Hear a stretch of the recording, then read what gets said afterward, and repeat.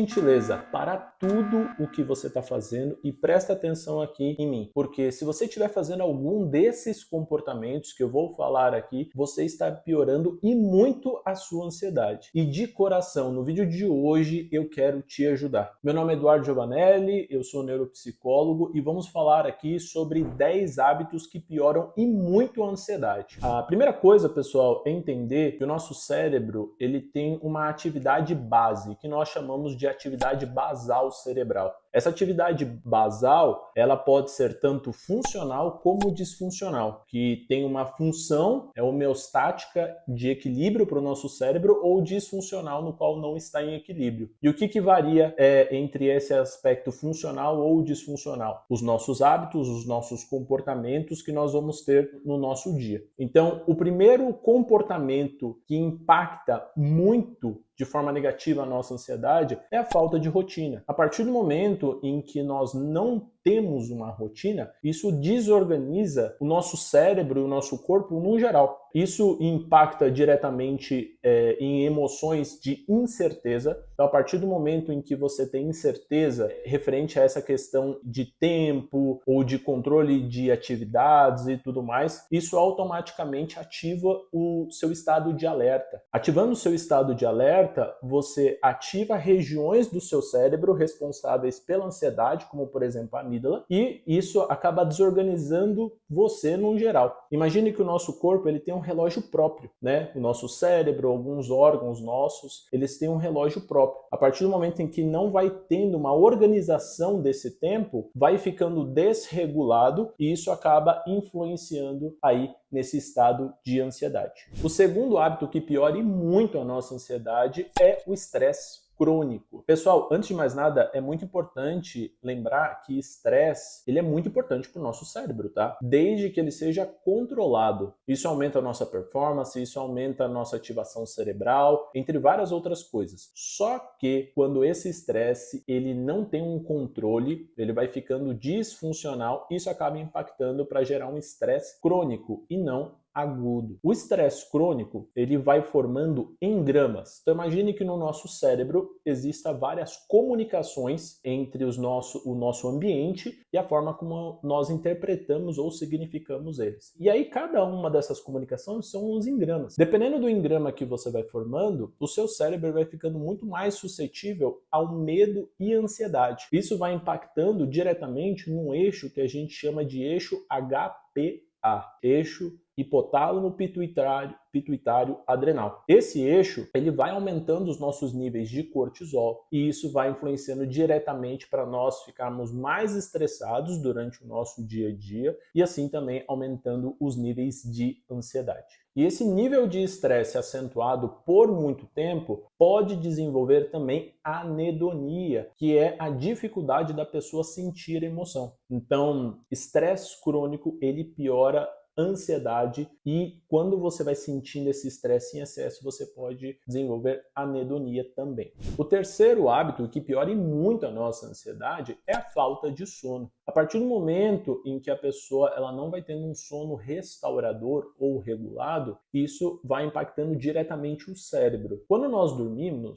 existe um líquido no nosso cérebro chamado de líquido cefalorraquidiano e esse líquido, pessoal, é como se fosse uma máquina de lavar. Então, quando nós atingimos camadas profundas do nosso cérebro, sendo camadas de sono 3, 4, nesses momentos esse líquido ele vai lavando o nosso cérebro, tirando aí algumas toxinas. E existem algumas toxinas que nós vamos tendo durante o nosso dia, porque conforme nós vamos fazendo determinadas atividades, nós vamos liberando algumas substâncias do nosso cérebro e quando nós dormimos elas têm que ser retiradas. A partir do momento em que ela não é retirada, isso influencia diretamente no dia seguinte para desenvolver muitas vezes estados de alerta no nosso cérebro, assim influenciando diretamente nessa questão da ansiedade, bem como falta de motivação, dificuldade de prestar atenção, dificuldade de raciocínio, entre vários outros. E tudo isso pode influenciar diretamente aí na ansiedade. O quarto hábito que pode prejudicar a nossa ansiedade é o consumo excessivo de estimulantes. A partir do momento em que a pessoa vai utilizando bastante estimulante, ela vai desenvolvendo um vício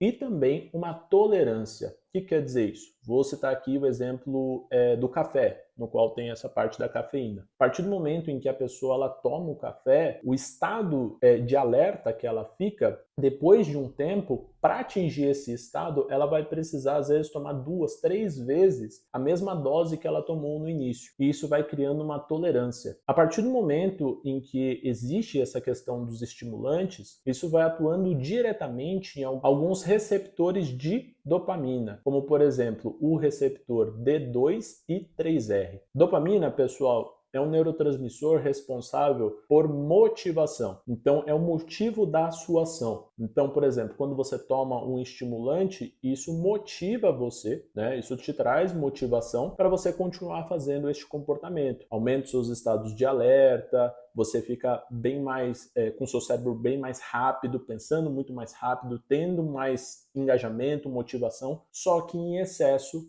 isso vai trazendo ansiedade. Como, por exemplo, níveis elevados de estimulantes pode aumentar os seus batimentos cardíacos e a sua pressão arterial, e isso pode desencadear estados de alerta a partir do momento em que você tem uma arritmia mais acelerada, e isso pode desenvolver aí estados de ansiedade. O quinto hábito que prejudica muito a nossa ansiedade é o uso de substâncias psicoativas. Essas substâncias, elas influenciam diretamente no nosso sistema nervoso central, trabalhando ali a desregulação de alguns neurotransmissores, como por exemplo serotonina e dopamina, e isso vai afetando também a nossa ansiedade. Existem alguns estudos mostrando que substâncias psicoativas desenvolvem alguns transtornos mentais em nós, seres humanos. Então, todos nós temos uma predisposição a algum transtorno mental, seja de base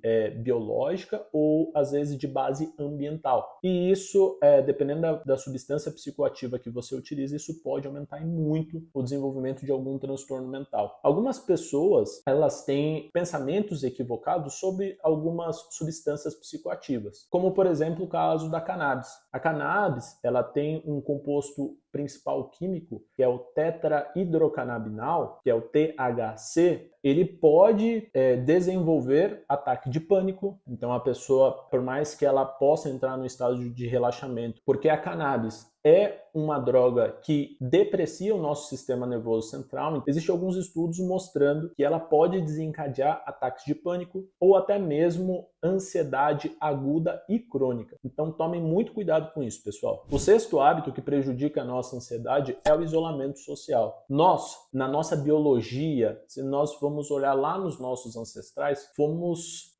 desenvolvidos a nos relacionar com pessoas. A partir do momento em que tem essa questão do isolamento social, isso influencia diretamente numa rede no nosso cérebro chamada de rede de modo padrão. Essa rede de modo padrão é uma rede que o nosso cérebro ativa quando nós não estamos fazendo nada. É o que eu falo, a famosa brisa, sabe? Quando você fica assim, pensando, sem fazer nada, você está ativando muitas vezes a sua rede de modo padrão. Essa rede de modo padrão, pessoal, estudos científicos mostram que é uma rede responsável muitas vezes pelos nossos pensamentos ruminadores. Aqueles pensamentos que ficam voltando toda hora na nossa mente, essa rede muitas vezes ela está ativada quando esses pensamentos acontecem. E o que acontece é que, partindo dessa premissa que os pensamentos, quando eles ficam demasiados na nossa mente, a tendência é sempre voltar por uma questão mais negativa. Então, por exemplo, eu tiro alguns dias para ficar sem fazer nada, mas eu consumo as redes sociais. Nas redes sociais eu vou vendo que as pessoas estão fazendo, produzindo algo, enfim, e isso vai trazendo pensamentos negativos para mim. Eu tô parado, sem fazer nada, enfim, e aí eu começo a pensar no meu futuro. Isso automaticamente desenvolve a minha ansiedade, né? Então isso impacta diretamente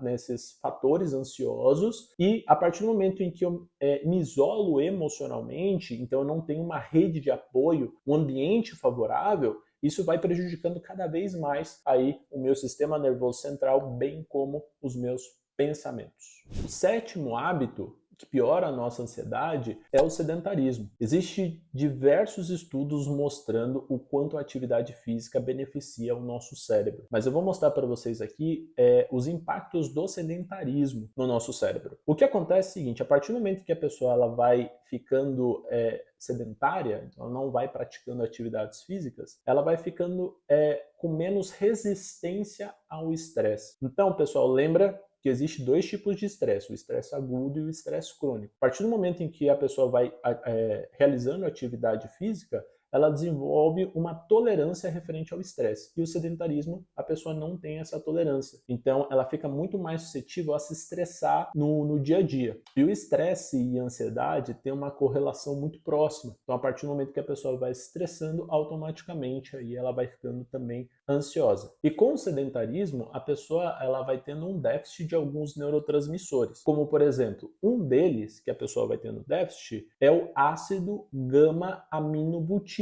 que é o famoso GABA, bem como a serotonina. Esses dois eles são responsáveis por regular o nosso humor. Então, a partir do momento em que a pessoa ela tem um déficit nesses neurotransmissores, ela vai tendo mais uma labilidade emocional, uma oscilação emocional no dia a dia dela. Outro neurotransmissor que a pessoa vai tendo um déficit é a endorfina. A endorfina ela é responsável, de forma resumida, por desempenhar uma sensação de bem-estar e prazer na nossa vida. E existe um neurotransmissor, pessoal, que algumas pessoas não sabem, que é a acetilcolina. A acetilcolina, ela ajuda você a ter foco nas coisas. Então, a partir do momento em que você está desempenhando uma atividade física em que exige a você uma atenção, você automaticamente produz a acetilcolina. Vou te dar um exemplo. Sei lá, suponhamos que uma pessoa está correndo, né? A partir do momento em que exige um nível de dificuldade ou dela prestar atenção naquilo que ela está fazendo, ela automaticamente libera aí acetilcolina. Porque dependendo da forma como a pessoa corre, ela não pode ficar pensando na vida e tudo mais. Não, ela tem que se concentrar especificamente ali na corrida, nos movimentos, senão ela cai. Então, ela estimula aí a produção de acetilcolina.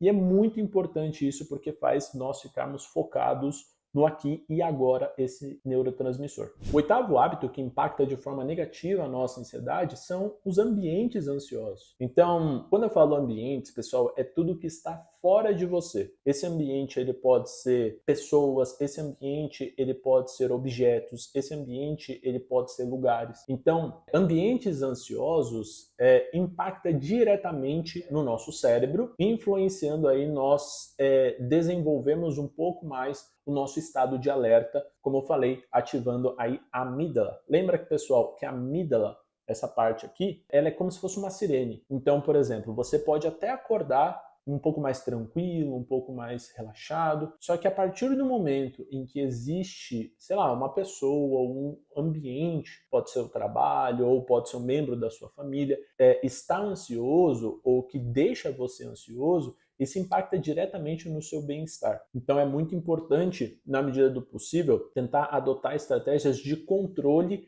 desses ambientes ansiosos para não impactar o nosso cérebro. O nono hábito é você ter uma alimentação disfuncional ou desregulada. Então, pessoal, existe um eixo que conecta o nosso intestino com o nosso cérebro, chamado de eixo microbiota intestinal. Então, o que nós comemos tem influência diretamente no nosso cérebro. Tanto é que alguns neurocientistas apelidaram o nosso intestino de segundo cérebro. E não é à toa, porque dependendo da forma como nós vamos nos alimentando, e quando eu falo dependendo da forma, pessoal, não é só o que comemos, mas o horário que comemos também impacta diretamente. Lembra que o nosso corpo, no geral, é um reloginho. Então, por exemplo, se você come em um determinado horário, aí no outro dia você come em outro horário e tudo mais, esse relógio ele vai ficando desorganizado. Então, às vezes você come em um determinado horário, aí você libera substâncias, aí seu corpo no dia seguinte espera por essas substâncias, só que elas vão ser liberadas um pouco mais tarde.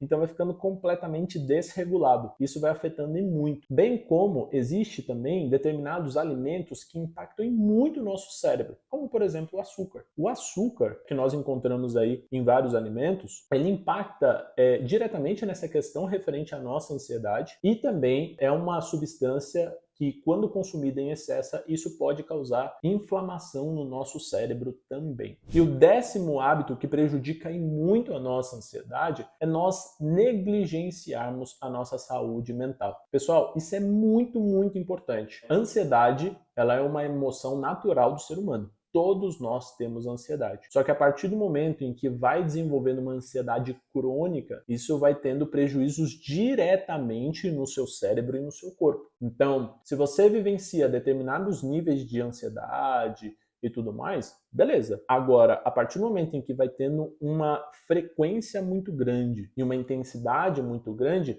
isso pode afetar diretamente o seu cérebro de uma forma negativa. Então, o nosso cérebro, pessoal, é como se fosse um músculo, tá? Então, assim, ele é plástico. Da mesma forma como ele é plástico pro lado bom, ele também é plástico pro lado ruim. E quando eu falo plástico, é a capacidade dele aprender coisas. Então, determinados comportamentos que você faz, sendo funcional ou disfuncional, o seu cérebro vai aprendendo. Como, por exemplo, a partir do momento em que a pessoa ela vai tendo dificuldades de exposição, né? Então, sei lá, falar em público, como por exemplo, e ela vai se esquivando disso ou fugindo desse comportamento, ela vai ensinando para o cérebro dela que o medo é muito maior do que ela. Isso vai tendo consequências diretamente no cérebro, percebe? Então, áreas responsáveis por medo vão se intensificando muito, cada vez mais, que ela vai tendo essa oportunidade de fuga e de esquiva, quando na verdade é importante buscar ajuda profissional para